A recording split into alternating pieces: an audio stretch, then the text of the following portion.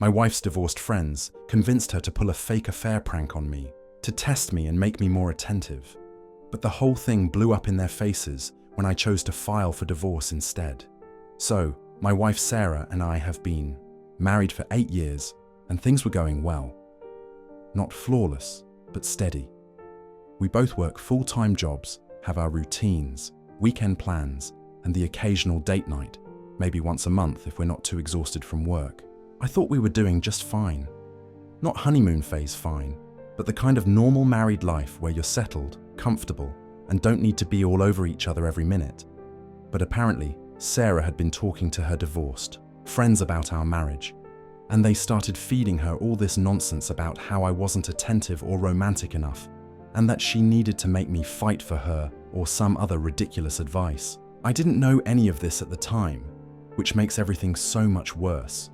Because while I was living through what felt like a waking nightmare, thinking my wife was cheating on me, she was scheming behind my back with a bunch of bitter friends who couldn't stand to see someone else have a decent relationship. It all started about 6 weeks ago. Sarah began acting completely different. She was suddenly working late every night and coming home with this weird mix of guilt and giddiness in her expression. When I'd ask how her day went, she'd get vague and quickly change the subject. She started dressing up more for work, taking longer to get ready in the mornings, and wearing perfume, something she never used to do. At first, I thought maybe she was planning a surprise for our anniversary, which was coming up in a couple of months. But then she began getting texts late at night. She'd snatch up her phone immediately and turn it face down. When I asked who was texting so late, she brushed it off, said it was work stuff or her sister, but she got all flustered and defensive. Then came the night she got home around midnight, claiming she'd been out with the girls. But she smelled like men's cologne, and her lipstick was smudged. When I asked about it, she said she must have hugged someone goodbye, but she couldn't even meet my eyes. And I'm not stupid. I know what it looks like when someone's been kissing someone else. I started paying closer attention, and the signs just kept stacking up. She'd take phone calls in the other room and hang up the second I walked in. She started doing laundry more often, acting weird about certain clothes like she didn't want me to see them. She'd head straight to the shower as soon as she got home, something she never used to do. And then there was this new guy at her office, Jake. She brought him up casually, saying he was funny and had helped her with a project. But Jake's name came up too often, and when I asked more about him, she got cagey and tried to dismiss it, saying he was just a co-worker. Still, she'd already shared way too many details for him to be just that. She told me he rode a motorcycle, was recently divorced, loved rock climbing. All kinds of personal stuff you don't usually know about random colleagues. I tried talking to her, tried telling her she'd been acting distant, but she brushed me off again, told me I was being paranoid, that she was stressed from work and just needed some space. But the more space I gave, the worse things got. It became more and more obvious that something wasn't right. And I'm not the kind of person to bury my head in the sand and pretend nothing's wrong when everything clearly is. Then 2 weeks ago came the final straw. She told me she was going to dinner with her sister. But later that evening, I ran into her sister at the grocery store. I mentioned Sarah was supposed to be with her, and her sister looked completely confused, said she hadn't made any plans with Sarah. That's when I knew, without a doubt, that she was lying. She was meeting someone else, probably Jake. I waited for her to get home and confronted her that night. I asked her outright if she was having an affair. She broke down crying, got all dramatic and emotional, and started saying, "How could you think that of me?" Told me she loved me and would never cheat. But she still couldn't give me a real answer about where she'd been, or why she lied about being with her sister. And when someone can't explain something that basic, you know they're hiding something serious. I didn't sleep at all that night. My mind kept spinning through all the signs, all the lies, and how she'd been treating me like a fool for weeks. That's when I realized I couldn't live like this, constantly questioning if my wife was being faithful or not. I needed clarity. I had to either uncover the truth or walk away, because this mental limbo was slowly tearing me apart. So I started planning. I looked into hiring a private investigator because I needed real proof before doing anything drastic. I didn't end up hiring one, but I did begin researching divorce lawyers online just to know what options I had. Mentally, I started bracing for the worst, starting over from scratch, accepting that my wife had been cheating on me with some motorcycle riding, rock climbing co-worker. But then last Tuesday, everything turned upside down, and I found out the truth in the worst way possible. Sarah's friend Lisa called me while completely drunk, rambling about how proud she was of Sarah for finally listening to their advice and making me jealous, and how their plan was working perfectly because I was finally paying more attention to Sarah again. I had no idea what she was talking about, so I asked her to clarify. That's when the entire scheme came out. Apparently, Sarah and her divorced friends, Lisa, Monica, and Jennifer, had been plotting this fake affair for months, trying to manipulate me into being more romantic and attentive. They convinced Sarah that the best way to make a man value what he has is to make him think he might lose it. Probably the most twisted logic I've ever heard. Lisa told me they even helped Sarah come up with all the Jake details. Yes, Jake was a real co-worker, but Sarah had barely interacted with him outside of normal work talk. The rest, her sneaky behavior, the late-night texts, the odd perfume, the secrecy, all of it had been coached by her friends to make me believe she was cheating. They thought it was hilarious. They were proud of how well their plan had worked. In their eyes, I was finally acting like a jealous husband fighting for his wife. I hung up on Lisa and sat there in stunned silence for nearly an hour, trying to process it all. I went through every emotion: relief that she hadn't actually cheated, confusion as to why anyone would do this to someone they supposedly love, and then pure, overwhelming rage. Because I realized that my wife had deliberately tormented me for weeks. When Sarah got home that night, I told her Lisa had called and spilled everything. Her face turned pale. She started crying immediately and kept apologizing, saying it was supposed to be a silly joke, that she never meant for it to go this far, and that she was planning to come clean soon. But I was too angry to even look at her. I told her that pretending to cheat on your husband isn't a prank, it's emotional abuse. She tried to explain how her friends convinced her that our marriage was going stale, that I was taking her for granted, and that she just wanted to feel loved again. She insisted the plan had worked because I had become more attentive and affectionate lately. And the worst part? She was right. I had been trying harder because I thought I was losing her. I told her what she did was sick and manipulative. Instead of having an honest conversation with me about feeling unappreciated, she'd made me believe our marriage was falling apart. She watched me suffer, watched me lose sleep, lose weight, walk around miserable every day, because she thought it would make me love her more. She kept repeating that she was sorry and had made a mistake. But here's what no one seems to understand when I try to explain this to them. It wasn't just a mistake. It wasn't a harmless joke. It was a deliberate, calculated campaign to mess with my head and my emotions. And it worked exactly how they planned. Which means Sarah knowingly watched me unravel every day, fully aware she was the reason behind it. And what made it even worse, every time I tried to talk to her about how distant she'd been, how worried I was, how things didn't feel right, she made me feel like I was crazy, like I was paranoid and insecure. And every time I asked her about staying late at work or those suspicious texts, she made me feel like I was being possessive and irrational, when in reality, her entire act was designed to make me feel exactly like that. And the most painful part? Her friends thought the whole thing was hilarious. They laughed about how I was squirming, doubting myself, questioning our relationship, turning my life into their private joke. I was the target of their entertainment, and Sarah, my own wife, actively played along. She helped them humiliate me. I told Sarah I needed some space to think. But truthfully, I knew I couldn't spend another minute in that house. I spent the next hour tossing my clothes and essentials into bags, not even knowing how long I'd be gone. I left most of it at a nearby storage unit and took just what I needed to crash at my brother's place. While I was there, I couldn't stop running through everything, what this meant for our marriage, and if I could ever trust her again. Because if she could look me in the eye and lie for weeks, if she could watch me break down and still believe she was justified, then what else could she do? My brother, my parents, even a few friends told me I was overreacting, that I should forgive her because she didn't actually cheat. She was just trying to get my attention. But they have no idea what it's like to live through something like this.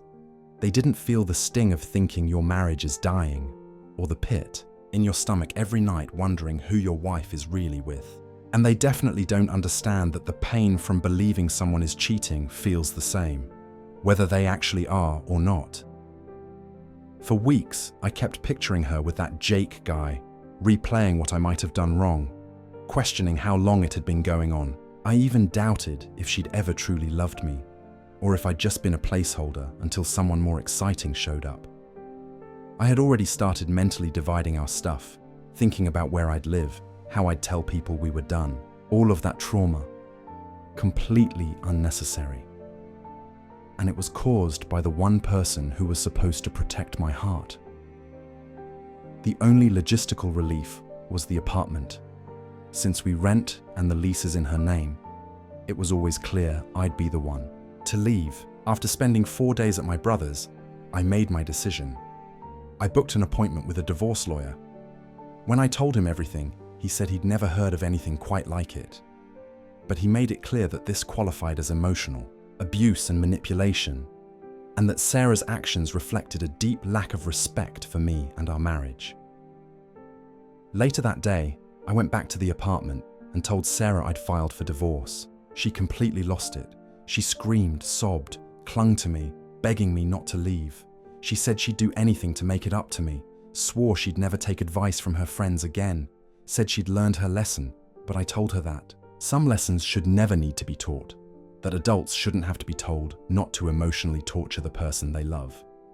She called her parents and mine, trying to rally everyone to change my mind. She pleaded for counseling, said we could work through it. But I don't want to work through this.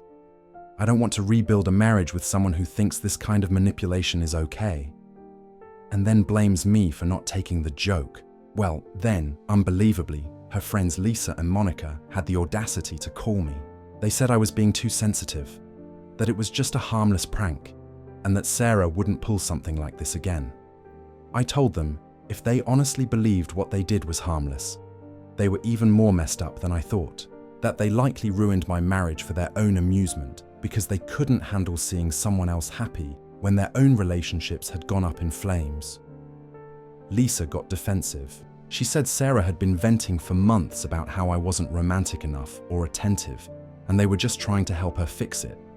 I told her that if Sarah had issues with our marriage, the adult thing to do would have been to talk to me, not plot with her bitter friends to mess with my head like it was some kind of game. The thing that really gets to me is that Sarah still doesn't seem to understand why what she did was so wrong. She keeps pointing out that she never actually cheated, as if that somehow makes it better. But she doesn't seem to realize that the emotional toll on me was just as real, and the fact that she chose to put me through it actually makes it worse, not better.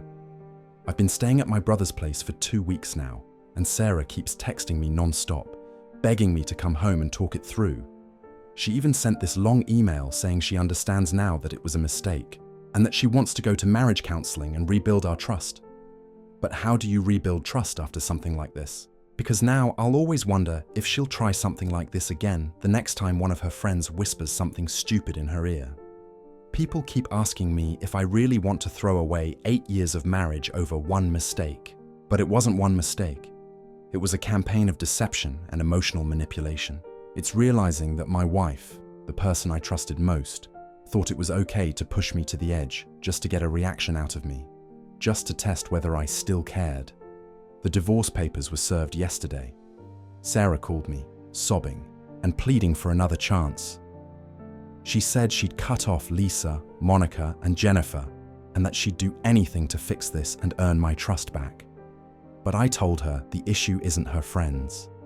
The issue is that she thought their plan made sense in the first place. And I know there are people who think I'm being harsh, or that I should forgive her and try to make things work, But all I can think about is those nights I couldn't eat or sleep because I was drowning in anxiety. All I can remember is how she watched me suffer, knew I was suffering, and let it continue anyway. Maybe if she'd come clean after a few days and admitted it was all fake, I might have found it in me to forgive her, but she didn't. She let it go on for weeks, and who knows how much longer she would have kept it going if Lisa hadn't gotten drunk and spilled the whole thing. That alone tells me everything I need to know about the kind of person Sarah really is. So that's where I'm at. I'm getting divorced. And sure, people think I'm overreacting, leaving my wife over a harmless prank. But I know it wasn't harmless. It wasn't a prank. It was betrayal. It was a complete violation of the trust and safety a marriage is supposed to provide. And I refuse to live the rest of my life waiting for the next test she might throw at me. So yeah, I guess this is my IDA hole for divorcing my wife over something she and her friends called a prank. But I just can't keep questioning myself because everyone else wants to minimize what she did. Holy crap. I did not expect this to blow up like it did. I've been reading through all the comments and messages, and honestly, it's been both overwhelming and validating to see how many people truly understand how deep this cut. A lot of people have been asking for more details. What exactly Sarah did during those 6 weeks, how involved her friends were. So I'll try to fill in some of the blanks. Honestly, just writing it all down helped me process it the first time, so maybe this will help too. Sarah's friend group is made up of Lisa, who got divorced 2 years ago after her husband cheated with his secretary, Monica, who's been divorced twice and is currently dating some guy she constantly complains about, and Jennifer, who separated from her husband last year and finalized her divorce just a few months ago. Every Thursday night, they have what they call wine night, but really it's just a vent session where they sit around trashing men and relationships. I used to think it was harmless. I even encouraged Sarah to go, thinking it was good for her to unwind and socialize. But now I see that they've been poisoning her mind for months, feeding her the idea that I don't appreciate her and that I've gotten too comfortable. They convinced her that the only way to shake things up and get my attention was to make me think I was losing her. They sold her this fantasy where I'd suddenly become more romantic and devoted if I thought there was another man in the picture. And I hate how much that strategy worked, because I did become more attentive, but only because I thought I was being cheated on. Some of the things Sarah did during those 6 weeks were worse than I mentioned in the original post, like she started hitting the gym regularly, which she hadn't done in years. She bought new clothes, stuff that she clearly wasn't wearing for me, and she started experimenting with new perfumes and makeup. I know that sounds petty, but when someone changes their routine that drastically, without a conversation, and it's paired with secretive behavior, it messes with your head. And when I complimented her, she'd act all mysterious and say she was just trying to feel better about herself, which only made me more certain she was trying to impress someone else. She also started nitpicking me in ways she never had before, like commenting on how I dressed for work, suggesting I get a better haircut, or asking why I never planned spontaneous dates anymore. At the time, I figured she was going through some midlife thing, but now I know she was following a carefully crafted script her friends gave her to make me feel insecure and inadequate. Even the phone calls and texts were fake. Lisa and Monica would text her at odd hours or call in the evenings so she could act suspicious and guilty. They even researched this Jake guy from her office so they could feed her believable details to mention in conversation. They looked up his social media, found out he rode a motorcycle, and noted his hobbies, just so Sarah could make it all sound real. But here's what really gets to me. Sarah admitted they had an actual timeline for this experiment. They had planned for it to last 2 or 3 months, gradually ramping up the deception to push me deeper into jealousy and desperation. Phase 1 was being distant and emotionally withdrawn. Phase 2 involved the fake texts and calls, late nights at work, and suspicious behavior. Phase 3 was going to be her staying out late, coming home with clear signs she'd been with someone else, lipstick smudges, perfume, disheveled clothes. And Phase 4, she was supposed to start disappearing overnight, making me believe she was actually having a full-blown affair. Thank God Lisa got drunk and exposed everything before they reached that point, because I was already struggling. Just from phases 1 and 2, I can't even imagine what it would have done to me if I'd truly believed she was spending the night with another man. Sarah also confessed they had been taking photos and videos of her throughout all of this, basically documenting how anxious and broken I was becoming, and laughing about how well their twisted plan was working. They were literally using my pain as entertainment. And not only was Sarah okay with it, she was actively involved. She'd report back to them about my every reaction, every flower I brought her, every date night I planned, just so they could laugh about how desperate I'd become. A lot of people have asked whether Sarah seemed to enjoy any of this, or if she ever looked like she felt guilty. And honestly, when I think back, yeah, I think she was enjoying the control. She had this energy during those weeks, this spark I hadn't seen in years. I used to think it meant she was in love with someone new. Now I realize it was the thrill of manipulation that lit her up. She'd come home with this secretive smile, watching me squirm and try to figure out what had changed. And when I asked her questions, she'd give vague answers, just enough to keep me guessing, never enough to calm my fears. Sometimes I'd catch her smirking, like she was amused by how lost I looked.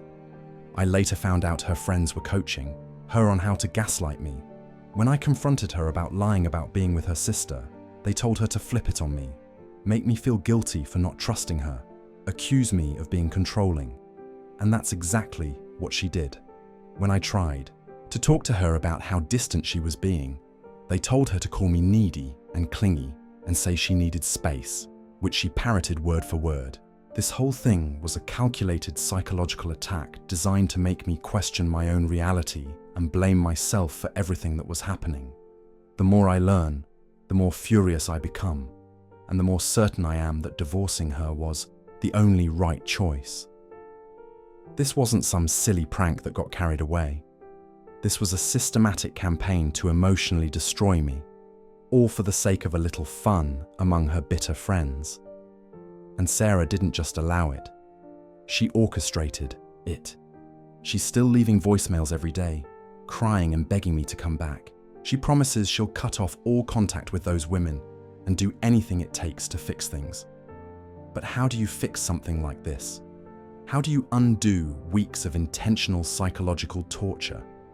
How do you trust someone again when they were able to watch you unravel and feel nothing but amusement? But the damage is done, and I honestly don't think there's any way to come back from something like this. Her parents, and even her sister, have been calling me, pleading with me to give Sarah another chance. They keep saying she's learned her lesson and that everyone makes mistakes. But this wasn't just a mistake. It was a deliberate choice she made every single day for 6 weeks. She had multiple chances to come clean, to stop the lies, to tell me the truth. But every time she had that opportunity, she chose to keep going. Her sister even told me I was being cruel by refusing to talk to Sarah about working things out. I told her that real cruelty is watching your spouse spiral into confusion and misery while you quietly continue to orchestrate the very thing that's destroying them. The divorce process is moving forward, and honestly, I feel more at peace with my decision with each passing day, especially as I uncover more about how methodical and premeditated this whole thing was. I've come to realize that the version of Sarah I thought I married doesn't exist. The real Sarah is someone who thinks it's okay to emotionally torture the person she claims to love, all in the name of entertainment. Some people have asked if I'm worried I'll regret this decision later, but honestly, I finally feel like the fog has lifted. I'm seeing things clearly now, and what I see is someone who deserves far better than this. Things have gotten even more insane since my last update, and I honestly don't know whether to laugh or scream at this point, but I wanted to share what's been happening because it's only made this entire situation more absurd. Apparently, Sarah's decided that since the crying and begging didn't work, she needed a new angle. So now she's claiming that the fake affair was actually my fault. Yup, you read that, right? She says that I didn't pay her enough attention, that she felt neglected, and that I basically forced her to fake an affair to get through to me. She sent me a long text yesterday saying she'd been dropping hints for months that she wanted more romance, more affection, and I just wasn't picking up on them. According to her, this fake affair wasn't some prank, it was a serious effort to communicate her emotional needs in a dramatic way. And she actually used the words, "You forced me to fake an affair." I don't think I've ever read anything more delusional in my life. When I showed the message to my lawyer, he just shook his head and said he'd never seen someone dig themselves into a deeper hole. Because now, instead of simply admitting, she made a horrible mistake. Sarah is trying to rationalize her behavior and pin the blame on me. But wait, it gets worse. Apparently, Sarah has been talking to other friends and co-workers about our situation, spinning her own version of the story. She's been telling people that I'm divorcing her because she tried to spice up our marriage, and that I'm some jealous, controlling husband who overreacted to a little harmless flirting. I only found out because my buddy Dave, who works at her company, pulled me aside yesterday and asked what was going on.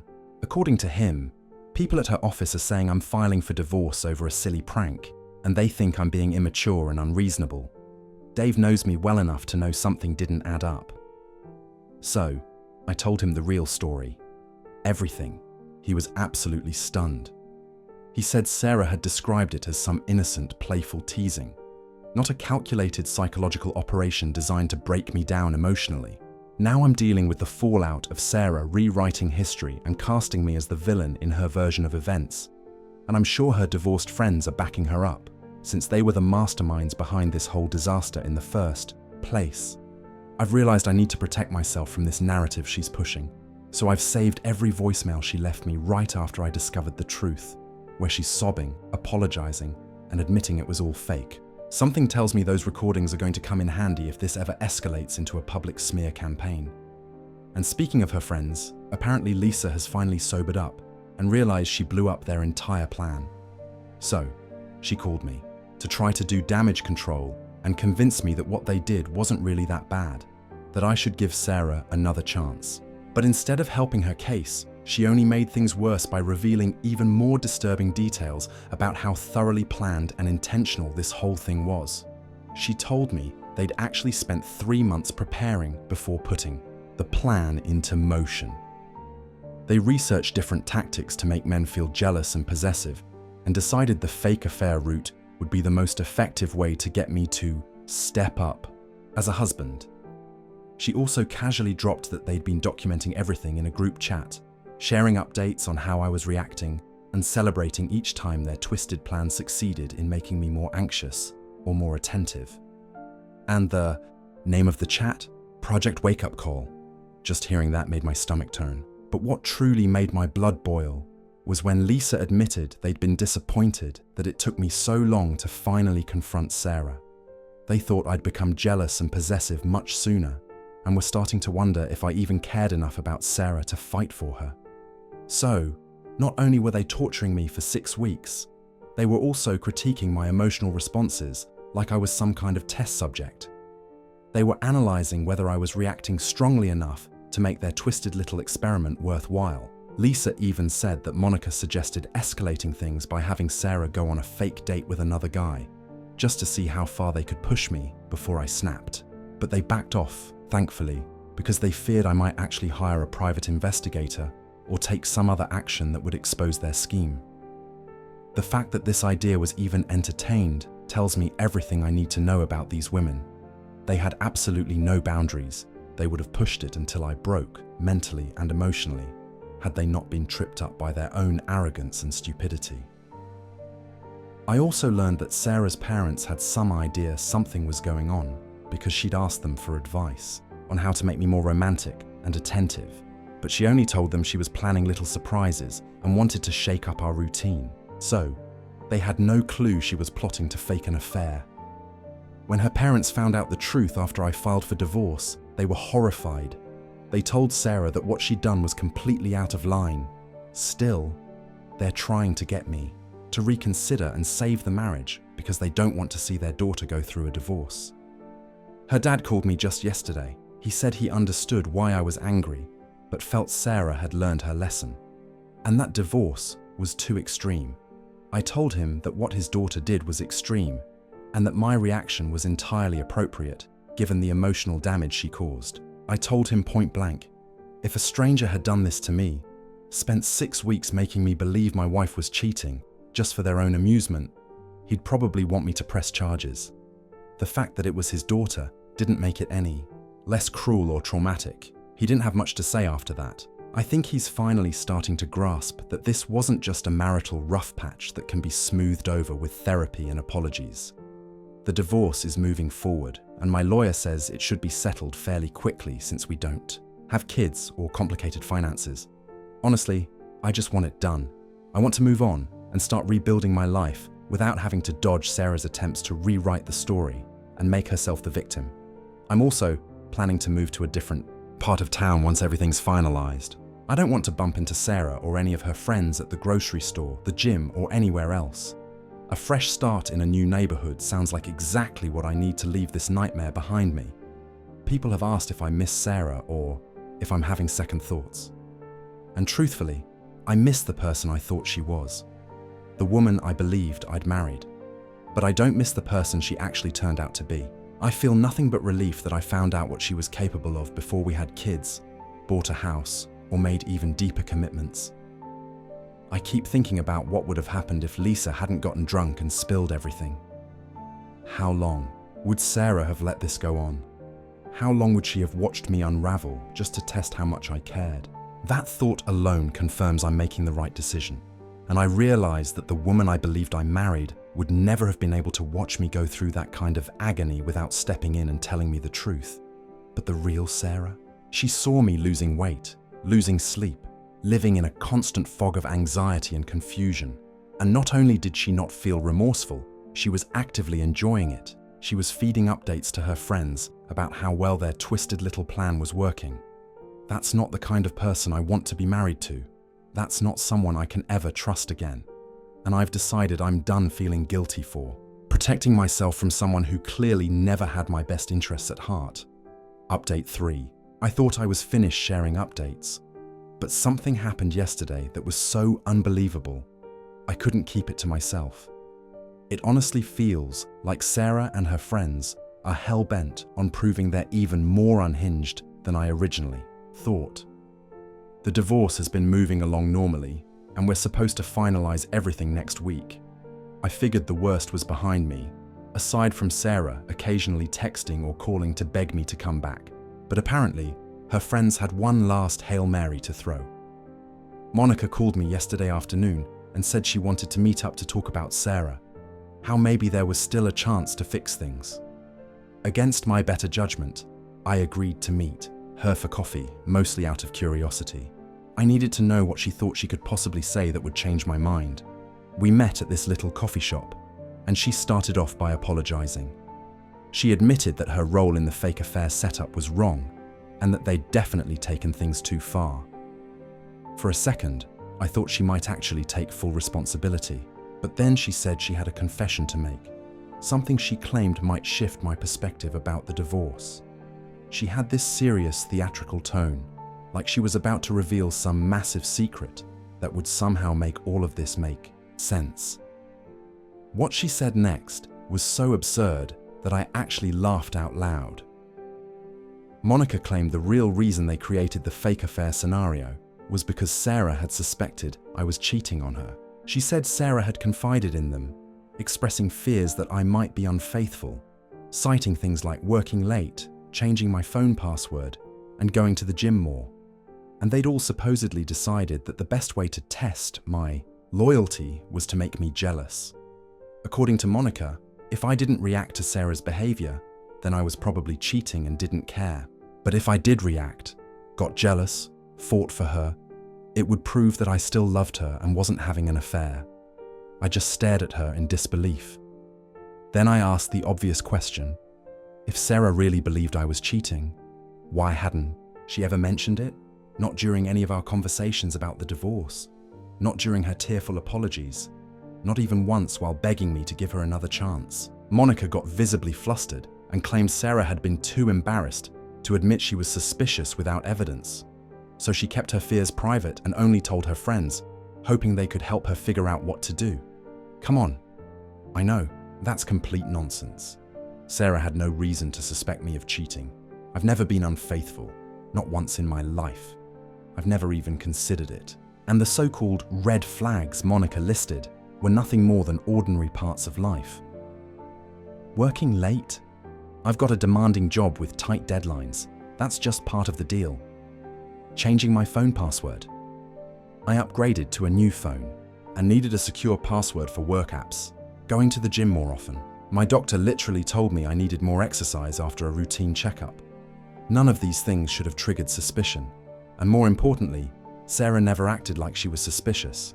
She never once brought it up, never asked where I was or why I was staying late, never questioned the gym, never even hinted that she was worried. So, yeah.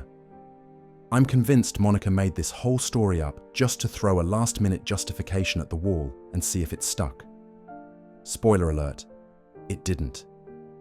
I told Monica that her story didn't add up and sounded like a desperate attempt to rewrite history, turning Sarah into the victim instead of the one who orchestrated everything. She got defensive, saying I was being unreasonable and that Sarah had genuinely been worried about our marriage. Then she doubled down and said that even if Sarah's suspicions were wrong, their little fake affair plan worked because it made me more attentive and romantic. She claimed our marriage could have been stronger than ever, if only I hadn't overreacted and filed for divorce. I told her that our marriage would have been stronger if Sarah had just talked to me. If she'd been honest about how she felt instead of teaming up with her bitter friends to psychologically torment me. That the fact she thought lies and manipulation were better tools than open communication told me everything I needed to know about her and them. I stood up and told Monica to lose my number and to tell Sarah and the rest of her little crew to do the same. I said the only person I wanted to hear from moving forward was my lawyer. Their continued attempts to gaslight me only strengthened my resolve. Then I walked out, leaving Monica sitting there stunned, jaw hanging open like she couldn't believe I wasn't buying into her narrative. I got in my car and just drove, trying to wrap my head around the sheer audacity of it all. First, it was just a prank. Then it became, you forced her to do it. And now, we were testing your loyalty. It was like watching a masterclass in gaslighting and denial. And honestly, it was almost impressive in its depravity. They were so determined to avoid accountability that they created entire alternate realities. But I'm done being the joke. The punchline is this: I'm finally free. Update 4. It's done.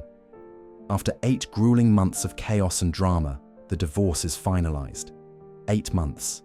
And I swear, every single day, Sarah or one of her brilliant friends found a new way to mess with my head. But I'm through it now. And the main thing I feel is numb. When I last updated, Monica had tried feeding me that ridiculous loyalty test nonsense. I thought that was rock bottom, but I was wrong. Over the next few months, Sarah's tactics shifted. She started playing the victim, telling mutual friends I'd abandoned her in her lowest moment, while also sending robotic, cold emails through her lawyer like we were strangers in a business dispute. One minute she was sobbing on voicemails. The next, I'm getting legal letters demanding we divide up things like a damn fondue pot we got at our wedding. Her parents kept trying to act as middlemen, asking me to forgive and forget because marriage is hard. I finally snapped and told her dad, marriage is hard, but what your daughter did, that wasn't marriage, that was psychological warfare, and I'm not playing anymore. I think that finally hit home, because they stopped contacting me after that. And get this, for our final mediation session, Sarah brought Jennifer with her. Jennifer, one of the masterminds behind Project Wake Up Call. She just sat there with this smug little smirk, like she thought she was some kind of expert on relationships. I turned to my lawyer and said, I'm not saying a single word while that woman's in the room.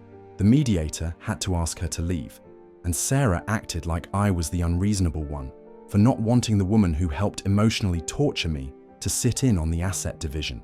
You seriously can't make this stuff up. The day the papers were finalized was surreal. I got the email from my lawyer. That was it. No ceremony, no closure, just a cold finality. I'm still living at my brother's place while I look for an apartment of my own.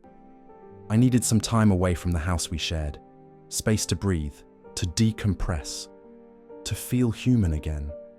I know without a shadow of a doubt that I made the right decision. But it's still hard to process that this is my life now. Divorced at 36 because my wife thought emotional abuse was a creative way to revive our marriage. It's hands down the most deranged experience I've ever lived through, but at least now, it's over.